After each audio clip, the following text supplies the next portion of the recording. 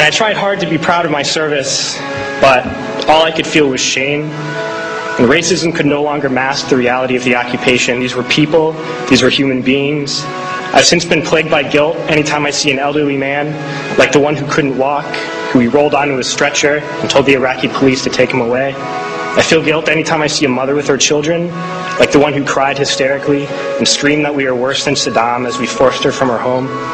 I feel guilt anytime I see a young girl, like the one I grabbed by the arm and dragged into the street. We were told we were fighting terrorists. The real terrorist was me, and the real terrorism is this occupation. Racism within the military has long been an important tool to justify the destruction and occupation of another country. It has long been used to justify the killing, subjugation, and torture of another people. Racism is a vital weapon employed by this government. It is a more important weapon than a rifle, a tank, a bomber, or a battleship. It is more destructive than an artillery shell, or a bunker buster, or a Tomahawk missile. While those weapons are created and owned by this government, they are harmless without people willing to use them. Those who send us to war do not have to pull a trigger or lob a mortar round. They do not have to fight the war, they merely have to sell the war. They need a public who is willing to send their soldiers into harm's way. They need soldiers who are willing to kill and be killed without question. They can spend millions on a single bomb, but that bomb only becomes a weapon when the ranks of the military are willing to follow orders to use it. They can send every last soldier anywhere on earth, but there will only be a war if soldiers are willing to fight. And the ruling class, the billionaires who profit from human suffering, care only about expanding their wealth, controlling the world economy. Understand that their power lies only in their ability to convince us that war, oppression, and exploitation is in our interest. They understand that their wealth is dependent on their ability to convince the working class to die to control the market of another country. And convincing us to kill and die is based on their ability to make us think that we are somehow superior. Soldiers, sailors, Marines, airmen have nothing to gain from this occupation.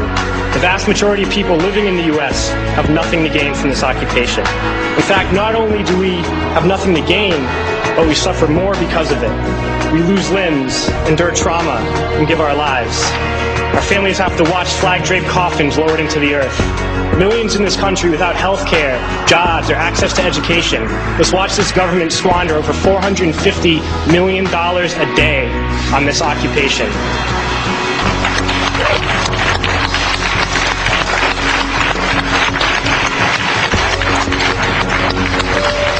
Poor and working people in this country are sent to kill poor and working people in another country to make the rich richer. And without racism, soldiers would realize that they have more in common with the Iraqi people than they do with the billionaires who send us to war.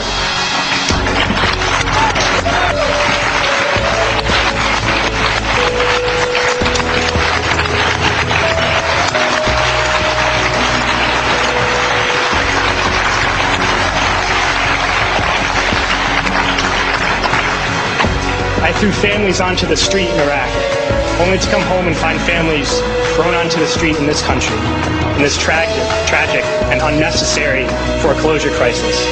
We need to wake up and realize that our real enemies are not in some distant land.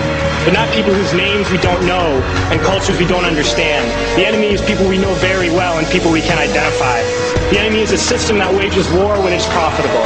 The enemy is the CEOs who lay us off from our jobs when it's profitable. It's the insurance companies who deny us health care when it's profitable. It's the banks who take away our homes when it's profitable.